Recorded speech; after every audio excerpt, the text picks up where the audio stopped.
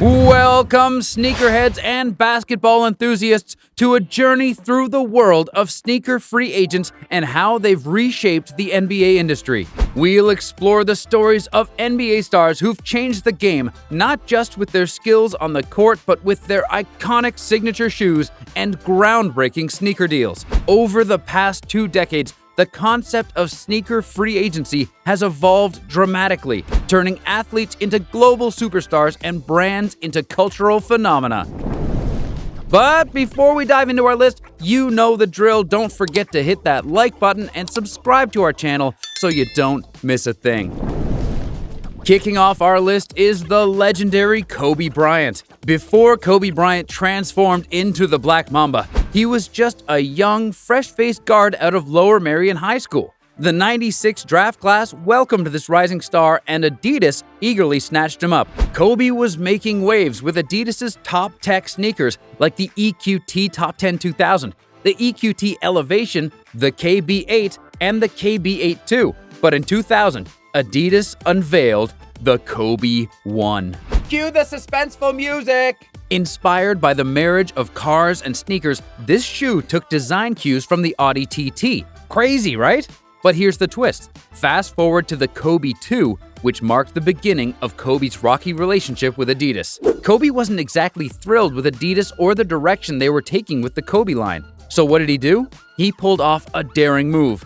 He bought his way out of his contract for a cool $8 million. That's right, he paid off Adidas. Just a drop in the bucket for the Mamba, right? Now here's where it gets good. Kobe's superstar status made him a sneaker free agent sensation. Every brand in town wanted a piece of the Black Mamba pie. From Reebok questions with Lakers vibes to And One and even Jordan brand PEs, Kobe wore it all. He made a fashion statement with each game, and it was like a sneaker runway on the court. That is, until he signed with Nike in 2003. And 3 short years later, Nike drops the Nike Kobe 1. The rest, as they say, is history, as Kobe played the rest of his days with the swoosh. Kobe's incredible 20-year journey wasn't just about basketball. It redefined how brands and players approach deals and signature kicks. It was like the rebirth of the Air Jordan era, and the Nike Kobe line set the blueprint in the modern era for success on and off the court.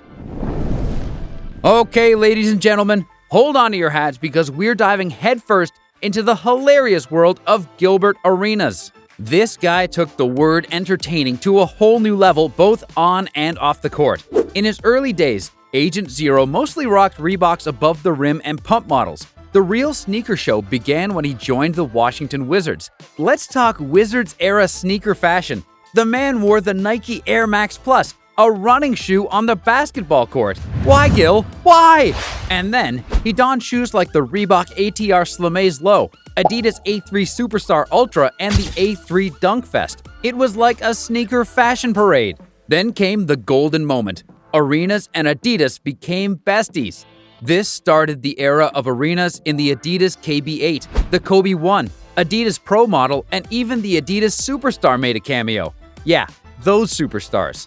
In 2006, Agent Zero dropped his first ever signature shoe, the Adidas Gil Zero. But oh boy, fate had other plans. A torn MCL tried to extinguish his sneaker fire and relationship with Adidas, and the Gil 2 was the swan song for his signature shoe line. And then, the infamous locker room incident. After a heated card game between teammates, Gilbert brought an unlicensed gun to the locker room. The NBA dropped the hammer, suspending him for 50 games, and Adidas said bye-bye to his $40 million sneaker deal. But don't you worry, this wasn't the end. This was just the beginning of Gilbert's legendary sneaker odyssey.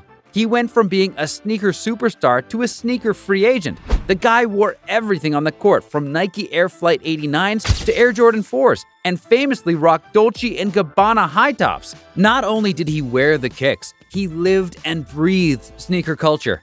He even launched Sneaker Champ, a website dedicated to his sneaker collection. Sure, there are other sneakerheads in the NBA, like Swaggy P, PJ Tucker, and Nate Robinson. But let's not forget who started it all by turning a terminated sneaker contract into a full-blown sneaker showcase, Agent Zero, the OG of sneaker madness.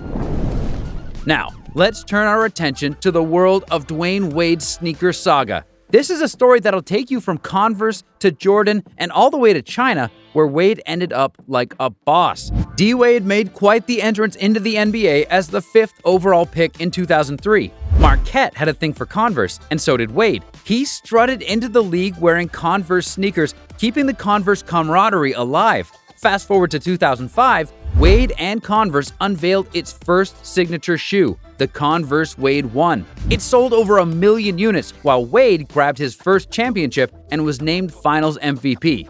That's what we call making an entrance. But it wasn't all smooth sailing for Converse and Wade. After the Converse Wade 1.3, 2, and 3 flopped, Wade jumped ship and headed to Jordan Brand. So check this, Dwayne Wade, from the south side of Chicago, becomes the face of the Air Jordan line with the Air Jordan 2010. And for the first time ever, MJ isn't the face of his own shoe. Talk about a come-up for Wade.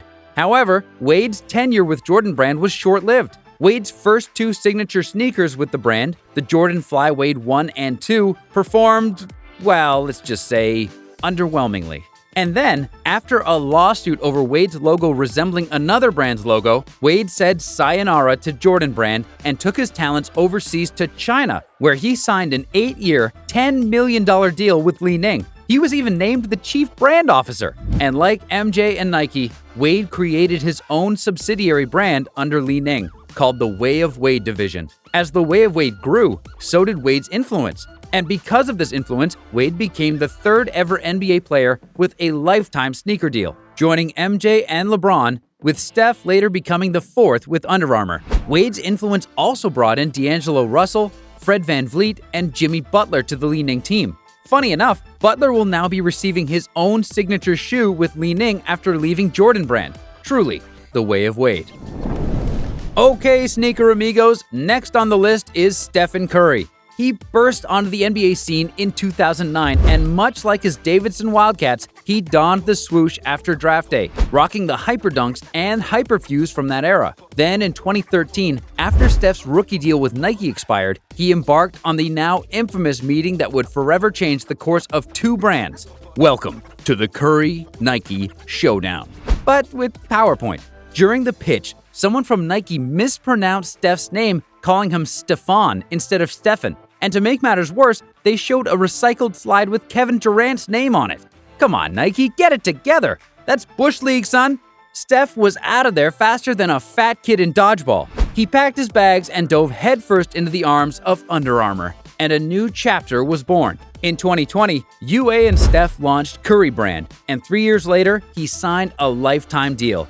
And the show's just getting started. The brand is gearing up to take the basketball world by storm with new tech, apparel, and lifestyle gear. Plus, it's spreading its wings beyond basketball, all thanks to Steph's passion for golf. The tale of Steph Curry's sneaker adventure, where mispronunciations led to Under Armour glory, and where golf meets basketball in one epic story. Next up is Klay Thompson's journey from Nike to Anta. Much like his teammate Steph, Klay's college was a Nike-sponsored school, which made it an easy transition to the NBA for Klay.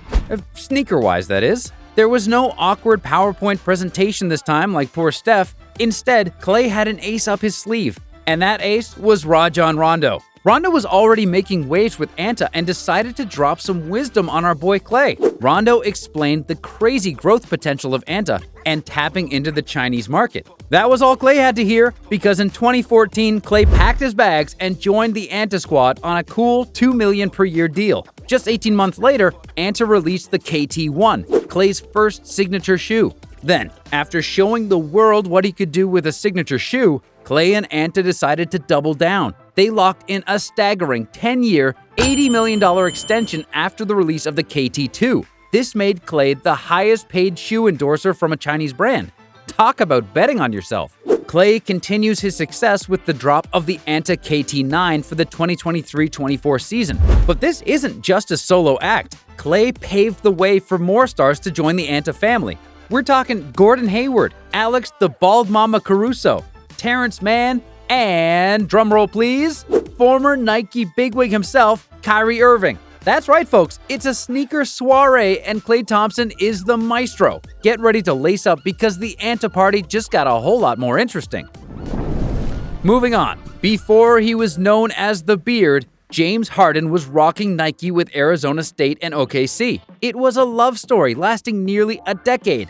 But as the rumor mill reports, Harden got a bit miffed when Kyrie Irving scored a Nike signature shoe before him. After his rookie contract expired with Nike in 2013, Harden signed a mere 2-year extension with the brand. And after Kyrie got the nod over him, he decided it was time for a breakup with Nike. Lucky for him, Adidas swooped in with a jaw-dropping, mind-boggling $200 million bid which Nike refused to match. Harden was ecstatic. That's $200 million as an initial offer from a new brand? A new brand that you have no working relationship with? That's just insane. The announcement came just after Harden was spotted at a nightclub where he drunkenly pledged to make Adidas amazing again. In typical sneaker fashion, 18 months after the deal was signed, Harden's first signature shoe hit the shelves. The Harden Volume 1 was equipped with Boost technology and prime knit or engineered mesh uppers. From Volume 1 through Volume 6, the Harden line became linear from tech to aesthetic.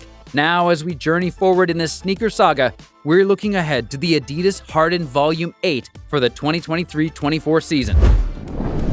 Like so many others on this list, Kawhi Leonard was no stranger to Nike and Jordan Brand before becoming a signature athlete. He was all about the Jumpman in college, regularly rocking Jordan 3s, 5s, and 11s. He kept the same energy when he signed with the brand in 2011 when he was seen in Jordan's flagship models, the Jordan 29 through 32. But in a move that no one saw coming, enter New Balance. Just like Puma making a comeback in the basketball game, New Balance decided to step out of its dormancy and offer Kawhi a deal that was sweeter than winning the lottery on your birthday. A cool $5 million per year and a signature shoe line to boot. It was New Balance's big moment. The first time they found themselves a marquee athlete since James Worthy. Enter the New Balance Omnis, which Kawhi famously rocked during the Raptors' historical championship run. That's the shoe that witnessed Kawhi's iconic Boardman Gets Paid moment. The Kawhi 1 also hit the courts with its grand debut during the NBA Bubble Tournament in 2020. Fast forward to 2022, the Kawhi 2 is released and aligns with NB's basketball and lifestyle momentum. Kawhi was out there, starring in Joe Fresh Goods campaign like a sneaker superstar. Kawhi's partnership with New Balance didn't just end with him. Because of Kawhi, the Boston-based brand attracted other stars with Jamal Murray, Darius Bazley, and Zach LaVine. Kyrie Irving's journey from Nike to Anta was more dramatic than a Bravo reality show. It all began back in high school when he was rocking UNC Air Jordan 12s and Bruce Lee Kobe 5s. Talk about starting with a bang. Then, he made his way to Duke, wearing kicks like the LeBron Soldier 4 and LeBron 8 V2. He was practically Nike's poster child. But it wasn't until 2014 that the Nike Kyrie 1 hit the scene. And boy, did it cause a stir. These affordable, guard-friendly kicks with flashy designs and colors became all the rage. Kyrie's exceptional skills on the court only added more fuel to Nike's already burning fire. Now, Nike kept things simple to keep those prices down. The tech and designs were straightforward, but they spiced things up with little Easter eggs, like family names on the traction pads, mantras all over the uppers, and some seriously hyped colorways. It was a breath of fresh air for Nike basketball. They even followed the recipe of other successful signature lines like LeBron James's Soldier and Kevin Durant's Trey 5 with the Kyrie Flytrap and Kyrie Low models. The Kyrie series was hot property, and they even cooked up SB Dunk-inspired releases, teamed up with the concepts, and whipped up SpongeBob and cereal-themed collections. But, like a spicy breakup, Kyrie's relationship with Nike went sour. He called the Kyrie Infinity trash and claimed he had nothing to do with the design. Then came the big drama. Kyrie got suspended by Nike for sharing some controversial stuff on Instagram. Not taking sides here, but that was the last straw for Nike, and a month later they officially called it quits. Now, Kyrie didn't just sit around moping.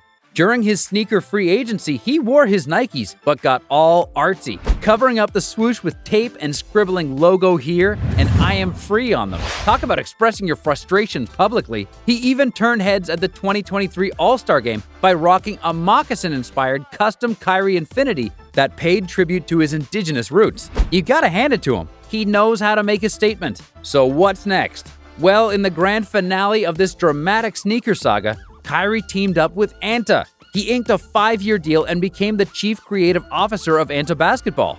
That means he can recruit players and collaborators. Anta is even planning to manufacture in the USA. It's like a whole new season for this Chinese brand. With Klay Thompson already repping Anta, Kyrie's style and popularity in China are taking the brand to new heights. We've seen some awesome PE colorways of the Anta Shockwave 5, but we're still waiting to see what Kyrie and Anta have in store for the world. Will it be a hit like Dwayne Wade's partnership with li-ning?